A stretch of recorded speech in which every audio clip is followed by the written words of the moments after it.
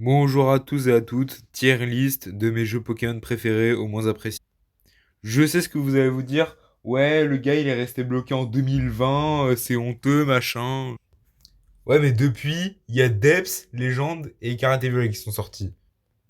Et ce sont des avis subjectifs, donc ne m'insultez pas ma grand-mère si j'ai pas mis votre jeu préféré en GOAT. Du coup, je les ai classés par ordre croissant de périodicité. Et déjà, j'ai pas joué à Colosseum et XD, donc c'est réglé. Et on va tout de suite commencer par la première génération qui a vraiment mal vieilli et a été énormément recyclée. Si elle a autant mal vieilli, c'était surtout de par son recyclage. Et bon, il y a eu Pokémon Jaune, il y a eu Rouge Feu Vert Feuille, il y a eu Let's Go, il y a eu la 1G dans Argent Cristal et dans la GSS. Non, vraiment, elle a été beaucoup trop recyclée. Et ne parlons même pas d'XY, donc beaucoup de défauts. Quand je dis des défauts, c'est vraiment beaucoup de défauts. C'est pas juste la forêt elle est trop pixelisée ou le point d'eau il est moche, non, c'est vraiment des défauts. Alors c'était vraiment un brouillon ce jeu, hein. J'ai rien d'autre à dire dessus. Par contre, or et argent, ça va en cool, et cristal, ça va en incroyable. Il y avait énormément de trucs en plus par rapport à la 1G. Il y avait les shiny, le type ténèbres, le type acier, les baies, les objets tenus, 100 Pokémon en plus, 2 régions, la couleur, Crystal, un des jeux les plus beaux jamais faits, un des jeux Pokémon les plus beaux jamais créés. Toutes les petites quêtes annexes avec les chiens légendaires et tout, vraiment, ils sont hyper cool. S'il vous plaît, trouvez un émulateur GBC et jouez à Or Argent Cristal si vous y avez jamais joué. On passe à la 3G. Alors, Ruby Saphir, je sais pas trop quoi dire dessus. Bah, ils ont intégré les talents et les natures. Donc ça c'est pas mal. Après, ils ont introduit 135 Pokémon. Parmi les meilleurs légendaires. Mais une des teams méchantes les plus débiles. Bon, au moins, ils avaient un objectif, hein, contrairement à la team Yell, à la team Skull et à la team Star. Il y a des Pokémon hyper stylés. 2 mètres. Supplément Rayquaza. Sauce Too Much Water. Assaisonnement, cool. Parce que faut pas abuser, ils sont un petit peu moins vides qu'Emerald, où il y a quand même plus de contenu post-game. Et la troisième génération, c'est la génération parfaite pour faire des challenges. Parce que bon, refaire tous les jeux en aventure normale plein de fois, bah c'est un petit peu chiant, on va pas se mentir. En plus, beaucoup de gens critiquent la facilité dans les jeux Pokémon aujourd'hui. Citez-moi un jeu dans la tier list qui est dur, autre que Legend Arceus, puisque c'est plus un spin-off qu'autre chose. En fait, quand tu sais pas quel jeu refaire, tu vas refaire Emerald. Parce que déjà, c'est les jeux les plus cool à refaire. Et c'est les jeux parfaits pour faire des challenges. Parce que comme je vous ai dit, c'est chiant au bout de la cinquième fois avec la même team. Je mets Emerald dans incroyable, puisque c'est... Il est emblématique quand même. Leaf Green Fire Red, il y a pas mal de défauts. Beaucoup moins que dans la version originale, hein, je le garantis. Mais le problème, c'est surtout la lenteur. Le jeu, il est tellement lent, il rame, il rame. Déjà, pour apprendre une CT, il faut aller dans le sac, il faut aller dans la boîte CT, appuyer sur la CT, double valider, choisir la capacité. En plus, il met 3 heures à l'apprendre. Non, vraiment, c'est chiant. En plus, c'est la 1G, quoi. J'en ai parlé tout à l'heure, c'est du recyclage. Bon, la génération qui fâche, la quatrième génération, la génération la plus aimée par les fans en moyenne, c'est un fait. Bon, Diamant et Perle, ils ont le même problème que Leaf Green Fire Red avec la lenteur, sauf que Diamant et Perle, c'est surtout en combat. Leaf Green Fire Red, c'était en combat et parfois hors combat. Ouais, sinon, à part ça, Diamant et Perle, je le mets en cool. Et Platine, pour un jeu Pokémon, je le mets en incroyable. Beaucoup de Pokémon en plus, pas mal de mes Pokémon préférés, un scénario différent et beaucoup plus poussé. Le monde distorsion, vraiment, c'est largement mieux que Diamant et Perle. Bon, je le mets juste un rang au-dessus. Habituellement, j'aurais mis 2 rangs au-dessus. Avant la sortie de BDSP, j'aurais mis Platine 2 rangs avant Diamant et Perle. Mais là, je le mets juste un rang avant. À GSS, je suis désolé, on peut pas les mettre haut de parc en incroyable ou en GOAT. Allez, je les mets en GOAT. Quoique je vais plus le mettre en incroyable parce que j'ai pas une relation incroyable avec AGSS. Enfin, je les aime beaucoup, il y a aucun problème. Mais juste, j'ai du mal à les refaire, quoi. Ouais, les défauts de la 4G, surtout la lenteur des combats, c'est un petit peu lourdingue. Mais c'est vraiment le seul défaut de la 4G. AGSS, c'est un fait, c'est un des meilleurs jeux Pokémon qui ait jamais été fait. Si vraiment tu veux pas jouer à Crystal, il y a AGSS qui est quand même mieux. La cinquième génération, je suis désolé, Noir et Blanc 2 ça va en GOAT, Noir et Blanc ça va en GOAT. Les OST, beaucoup de Pokémon qui sont hyper stylés, les légendaires, le post-game dans Noir et Blanc 2 qui est le plus complet avec AGSS, l'idée dingue des saisons, la seule génération où il n'y a pas Pikachu, ça c'est un point important aussi parce que comment il me saoule, lui avec ses Pika tout le temps. Tu vas dans un trailer, tu vas dans une boutique, tu vas dans une vidéo Pokémon, tu vas partout, tu vois des Pikachu, il est omniprésent. Noir et Blanc et Noir et Blanc 2, c'est les seuls jeux où il n'y a pas Pikachu. Mais bon, ça, à la limite, on s'en fout. Surtout le post-game complet, les OST, les Pokémon. Beaucoup de mes Pokémon préférés sont dans Noir et Blanc. Shaofwin, on dirait pas comme ça, mais il est ultra fort. Scalproie, Au Massacre, Lugulabre, Trioxydre, Clamiral, mon starter préféré of all time. Noir et Blanc 2, comment j'ai pété mon crâne pour trouver pour les énigmes des légendaires. Le Pokémon World Tournament. L'histoire aussi, elle est. Mm.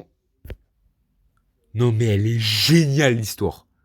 Si vous avez jamais joué à la 5G, déjà vous avez raté votre vie. Et surtout, foncez la faire, vraiment, vous n'allez pas regretter. Après, la faire aujourd'hui, la faire 12 ans après, ça va mettre une grosse claque, surtout niveau graphisme. Mais franchement, c'est pas grave. Pour moi, il y a tout qui va dans ce jeu. Il y a absolument tout qui va, à part les graphismes. Noir et Blanc 2, les grottes avec les craies, avec Cresselia, Darkrai, tout ça, comment j'ai pété mon crâne pour ça. Si je mettais autant d'énergie dans mes cours, je serais déjà plus intelligent qu'Einstein. Bref, je vais pas en dire plus, on va passer à la 6G. XY, c'était incroyable, c'était un renouveau niveau graphisme. Je sais que les graphismes, c'était en 3D. En fait, ils auraient dû mettre noir et blanc sur 3DS parce que la DS avait déjà plusieurs années quand noir et blanc sont sortis. Ils auraient dû commencer la 3D avec noir et blanc, mais franchement, la 3D avec XY, elle est vraiment cool. Bon, il y a quelques petits défauts comme le Pokédex très, très pauvre. Quasiment tous les Pokémon de la 1G. Il y a 151 Pokémon en 1G, 145 dans XY. Même encore aujourd'hui, j'adore y rejouer.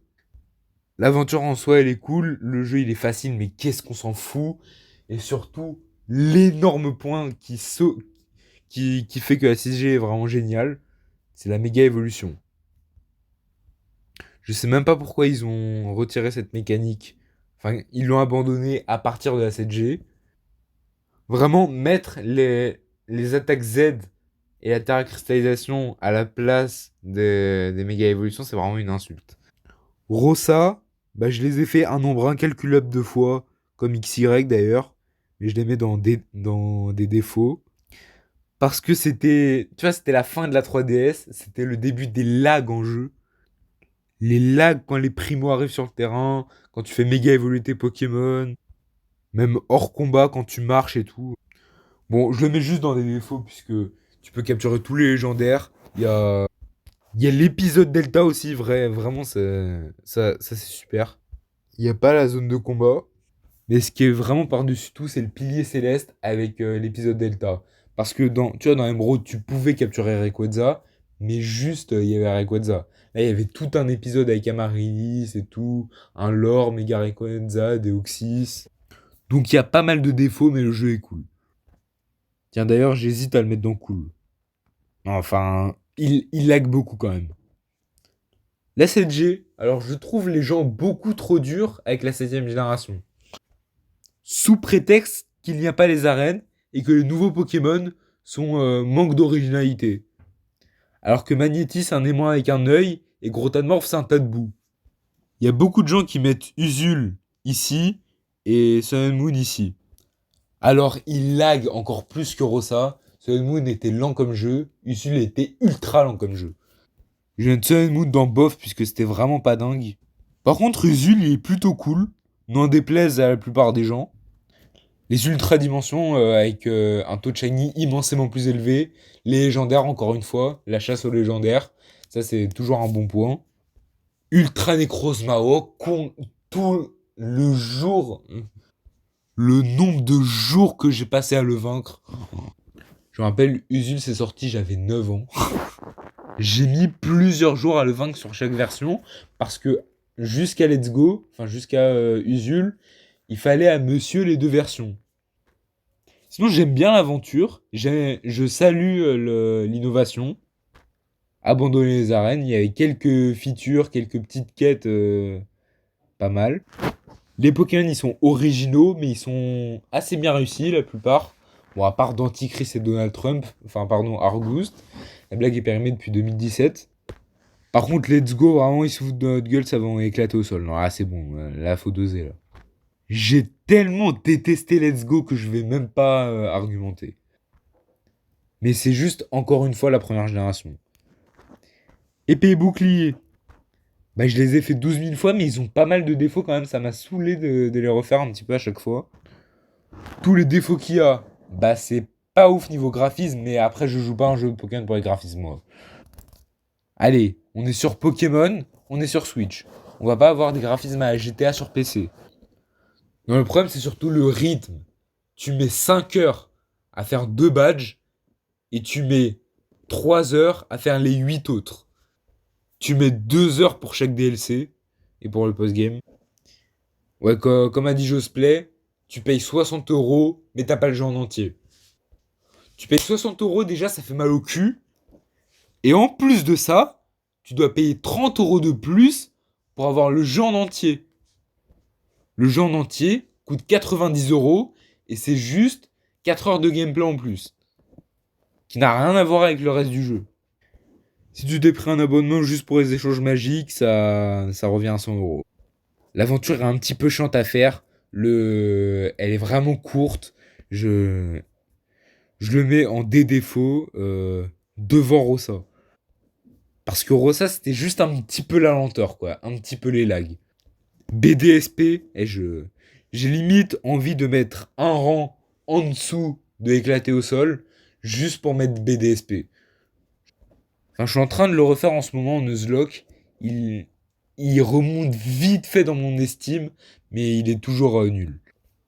Qu'est-ce qu'ils ont fait ILCA ils ont pris Diamant et Perle, ils en ont fait un copier-coller, ils l'ont mis sur la Switch, et voilà le travail.